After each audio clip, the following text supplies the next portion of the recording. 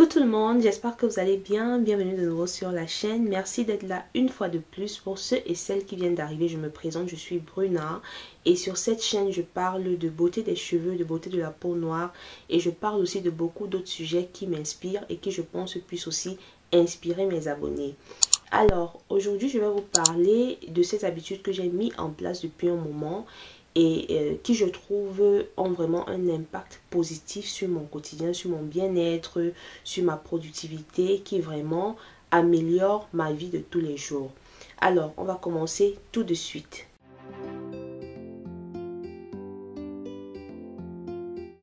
Quand vous dormez tard, pour les personnes qui sont habituées à se coucher tard et tout, je sais pas moi, 23h, minuit, voire même 1h, c'est très difficile que vous vous levez tôt le matin. Pourquoi? Parce que vous ne dormez pas assez. Moi, j'ai remarqué, depuis que j'ai commencé à dormir tôt, à vraiment régler mes heures de sommeil, je suis beaucoup plus productive pendant la journée. Et j'avais constaté en fait que le plus souvent quand je dormais tard la nuit, c'était parce que je passais le temps sur le téléphone. Généralement, quand on dort tard, c'est même pas qu'on est en train de faire quelque chose de productif, peut-être lire un livre ou je sais pas moi, faire quelque chose qui nous apporte un plus. Généralement, on est couché sur le lit, on est sur le téléphone, on manipule, on est sur Facebook en train de lire les trucs et tout qui nous apportent même rien. Au lieu de se reposer pour bien affronter la journée de demain. Donc moi, c'est quelque chose que vraiment, j'ai beaucoup essayé de travailler là-dessus. Je ne dors plus tard comme avant. Avant, je pouvais dormir vers 23h minuit. Et quand je me levais le matin, j'étais tellement fatiguée. Parce que quand tu dors tard, supposons peut-être que tu dors tard et que tu dois te lever le matin pour aller au travail, je sais pas moi, ou si tu étudies pour aller à l'université, tu te lèves, tu es tellement fatigué. Et quand tu es fatigué le matin, quand tu n'as pas vraiment cette pêche, cette énergie qui te permet d'affronter la journée de manière positive, ça va affecter toute ta journée. Donc tu vas aller à l'école ou au travail, tu seras fatigué, tu vas pas bien faire ce qu'il y aura à faire parce que tu as passé le temps la nuit à rester là à regarder ton téléphone. Donc moi, le conseil que je peux vous donner, si ça peut aussi vous inspirer, parce que moi j'ai vu le changement, c'est de dormir tôt. Surtout si vous travaillez, si vous êtes une personne qui est occupée du lundi à vendredi, dormez tôt. Au trop tard, à 21h, vous devez être déjà couché sur votre lit. Ou alors, si le sommeil ne vient pas, une chose qui peut vous aider à dormir, c'est de prendre un livre. Si vous aimez la lecture, même si vous n'aimez pas la lecture, prenez un bouquin, mettez-vous sur votre lit, lisez même 1, 2, 3, 4, 5 pages et vous allez voir qu'en lisant, ça va vous apaiser, ça va vous calmer, ça va faire en sorte que votre esprit se calme et ça va faire en sorte que vous ayez sommeil et vous allez dormir. Donc moi, par exemple, je suis une personne qui est occupée, je travaille, en même temps je suis youtubeuse.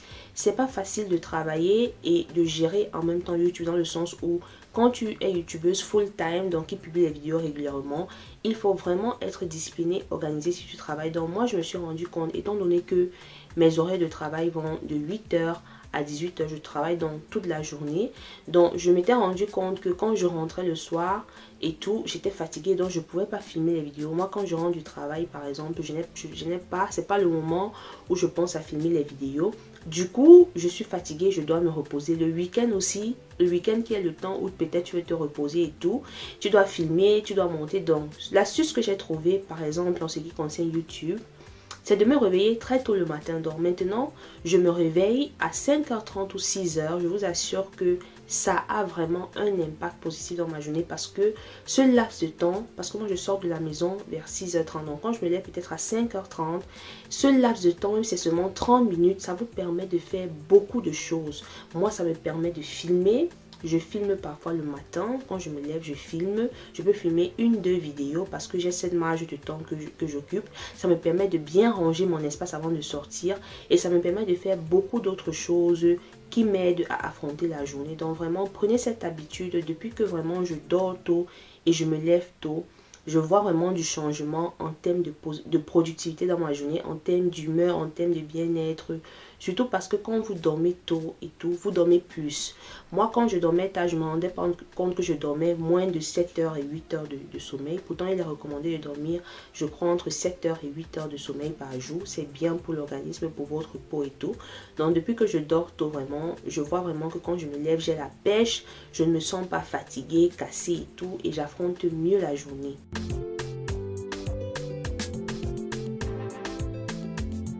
Je vous assure, on est dans l'ère du digital, des réseaux sociaux. C'est bien beau et tout, c'est fun. Mais ça a aussi un mauvais côté dans le sens où si vous ne savez pas gérer votre temps, les réseaux sociaux vont vous faire, mes amours, perdre un temps que vous n'allez jamais récupérer. Et on le sait tous, le temps qui passe ne se récupère pas. Le temps est une ressource très limitée, donc sachez comment utiliser votre temps. Moi, j'ai décidé de réduire vraiment ma présence sur les réseaux sociaux et ça n'a pas été facile, je vous assure. Ça n'a pas été facile parce que je suis une personne qui est très sociale, très social media, très communication et tout. J'aime beaucoup communiquer, j'aime parler, j'aime m'informer et tout. Je suis assez curieuse d'un point de vue intellectuel. Donc du coup, tout ce qui est aspect réseaux sociaux m'attire. Donc quand tu es une personne comme moi, ce n'est pas facile vraiment de te décider, de te dire voilà Bruna, il faut que vraiment maintenant tu fasses la part des choses. Et c'est quelque chose que j'ai décidé de faire et jusqu'à présent je travaille encore dessus. Croyez-moi, c'est pas quelque chose que on coupe tout d'un coup comme ça en un jour et tout. Il faut y aller progressivement. Donc moi, quelles sont les choses que j'ai décidé de limiter en termes de réseaux sociaux? Je ne vais pas vous dire ici que je ne suis plus sur les réseaux sociaux, ça n'aurait pas de sens puisque je suis youtubeuse et là je suis en train de vous filmer une vidéo. Mais j'ai décidé en fait de limiter tout ce qui est toxique pour moi à travers les réseaux sociaux parce que le réseau social c'est aussi le positif. Quand vous pensez réseaux sociaux, il faut penser à ce que vous cherchez sur les réseaux sociaux. Donc, ce que vous suivez, les personnes que vous suivez, les nouvelles que vous suivez, peuvent vous apporter un plus ou peuvent vous apporter quelque chose de négatif. Donc, c'est à vous de gérer ça. Donc, moi, l'une des premières des choses que j'ai fait et qui a vraiment amélioré mon quotidien, c'est de désactiver sur mon téléphone tout ce qui est notification des réseaux sociaux. Désactiver les notifications du téléphone, mes amours, parce que je ne sais pas si vous avez constaté, mais les notifications, il n'y a rien qui distrait, qui déconcentre comme les notifications du téléphone. Observez seulement si vous êtes à côté de quelqu'un qui a activé les notifications, par exemple de WhatsApp. Voilà, WhatsApp, c'est l'exemple typique de notification parce que sur WhatsApp aujourd'hui, c'est la messagerie par excellence que tout le monde utilise. Voilà, moi je vois des personnes, même mes proches et tout, qui ont activé les notifications sur WhatsApp. Mais quand vous restez à côté de ces gens, vous êtes mal à l'aise parce que c'est tellement... Tout le temps, vous êtes en train d'écouter la notification. Pim, pim, pim. Donc, ça vous déconcentre. Désactivez tout ce qui est notification de votre téléphone. Il y a des options. Je ne sais pas quel téléphone vous utilisez, mais je sais que tous les téléphones ont des options de notification. Allez vous désactiver. Moi, j'ai désactivé WhatsApp. J'ai désactivé Instagram, Facebook. Je n'ai laissé active que la notification des applications qui sont bénéfiques pour moi. Par exemple, l'application Flow, qui est une application qui est très connue chez les femmes. J'ai aussi laissé active quelle application. Il y a beaucoup d'autres applications que j'utilise qui sont, je dis, positives pour mon bien-être et qui augmentent un plus dans ma vie. Pas les trucs qui sont juste là pour la distraction. Donc, à côté des notifications que j'ai désactivées, j'ai aussi arrêté de suivre certains réseaux sociaux. Parce que quand on parle de réseaux sociaux aujourd'hui, il y en a tellement. Et croyez-moi, vu qu'on est dans l'ère des réseaux sociaux, je pense même qu'il y a beaucoup d'autres réseaux sociaux qui vont naître après.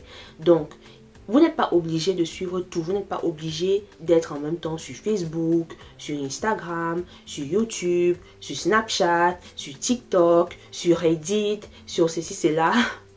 Mes amours, ce n'est pas obligé parce que ça vous disperse, ça éparpille votre esprit et vous n'êtes pas concentré sur l'essentiel. Vous n'êtes pas obligé d'avoir tout ça. Donc, moi, les applications que j'avais Instagram, Facebook, YouTube, Snapchat. J'ai désactivé Snapchat complètement de mon téléphone parce que je pense que Snapchat, c'est une application... C'est un réseau social qui est hyper toxique pour moi. Hyper toxique dans le sens où je n'aime pas les choses qui me perdent le temps en fait. Et je pense que Snapchat vraiment c'est une grosse perte de temps. Instagram au moins, il y a des influenceuses sur Instagram, cheveux, beauté et tout. Tu peux même apprendre quelque chose là-bas. YouTube, c'est le deuxième moteur de recherche après Google. Bon, donc vraiment sur YouTube, on apprend toujours. YouTube c'est comme une école. Par contre, Snapchat... Tu ouvres Snapchat, tu vois quelqu'un qui est là, qui te montre comment il dort, comment il va aux toilettes, comment il mange, comment il est fâché. Donc, tu es là, tu es assis, tu absorbes la vie des gens, tu absorbes les énergies des gens qui ne t'apportent rien du tout. Donc, pour moi, Snapchat est hyper toxique. Voilà, je n'ai pas de compte Snapchat, j'ai désactivé tout et je ne suis personne sur Snapchat parce que je ne vois pas le fait de rester là, voir vos vies, voir ce que tu prépares, ce que tu manges, la chaussure que tu as, je sais pas ce que ça m'apporte en fait. Donc, voilà ce que j'ai fait en termes de limites dans mes réseaux sociaux.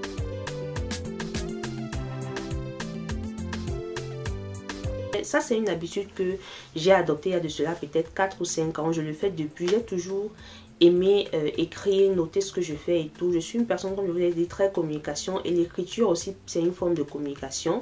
Donc moi, j'ai toujours des blocs-notes et tout. Donc ça, c'est un bloc-notes que j'ai pris spécial 2022 pour la nouvelle année, où je note vraiment tout ce que j'ai à faire. Et c'est bien fait parce que c'est un bloc-notes où il y a les dates. Il y a les dates de janvier jusqu'en fin d'année. Donc, vous suivez vraiment. Quand je note vraiment les choses dans mon bloc-notes, ça me permet de rester focus. Ça me permet de mieux m'organiser. Ça fait en sorte que si j'ai quelque chose à faire en journée, je n'oublie pas. Ça, c'est très important. Le bloc-notes aussi, c'est un peu... Le bloc-notes aussi va vous aider en fait à vous défouler. Je vais mieux m'expliquer dans ce sens. En fait, le bloc-notes, hormis le fait que ça organise vos activités, ça organise vos idées, ça permet aussi de gérer votre humeur. Ça peut arriver qu'il y ait des moments où vous êtes un peu bas, où vous traversez peut-être une situation qui vous stresse, qui vous fait déprimer. C'est très important de noter ça, d'écrire ce que vous pensez, parce que quand vous le faites, ça permet que cette sensation, cette émotion que vous ressentez puisse s'évaporer. Croyez-moi, la visualisation passe aussi par l'écriture. L'écriture, écrire, c'est une façon de visualiser. Et quand vous visualisez quelque chose, vous commencez à agir sur cette chose. Donc, si tu te sens mal, si peut-être tu as eu, je sais pas, un accrochage avec un collègue au boulot, le fait d'écrire ça, de noter cette émotion-là, te permet déjà de faire que cette émotion puisse s'en aller. Ça te permet de guérir en fait.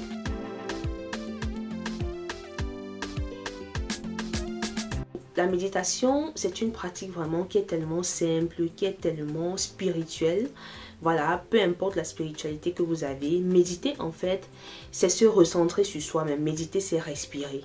Et je ne sais pas si vous savez vraiment l'importance qu'a la respiration. Quand vous arrivez à bien respirer, à bien gérer votre respiration, à rester centré sur vous, ça vous apaise, ça vous calme, ça fait en sorte que les pensées dans votre tête soient ordonnées, ça fait en sorte que vous ne soyez pas distrait. Donc ce que je fais maintenant, c'est que chaque matin, je fais l'effort de prendre 5 minutes, même 3 minutes quand je me lève. Peut-être que j'ai trop de choses à faire ou je suis trop pressée. Même seulement 3 minutes de méditation, je vous assure, ça change votre journée.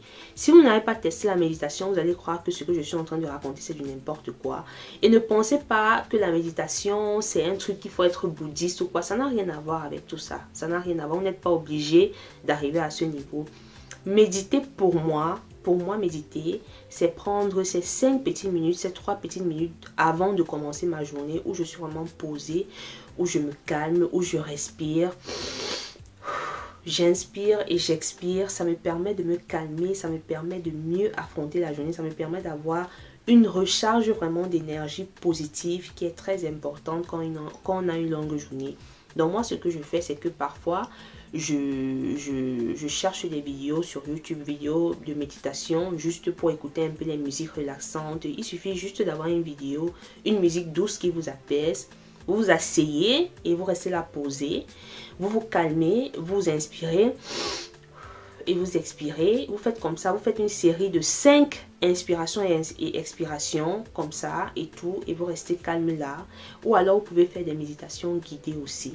Donc je le fais chaque matin entre 3 à 8 minutes. Et je vous assure, quand je me lève pour aller au boulot, je suis vraiment posée, je remplis vraiment très bien mes tâches, je ne suis pas dispersée, ça me calme vraiment. Donc voilà, c'est ce que je voulais partager avec vous dans cette vidéo. Et laissez-moi en commentaire ce que vous faites aussi. Est-ce que vous avez des habitudes que vous avez imprégnées cette année ou alors depuis quelques années et qui vous apportent vraiment des effets positifs dans vos vies? Laissez-moi en commentaire, ça m'intéresse. Et sur ce, je vous donne rendez-vous dans ma prochaine vidéo.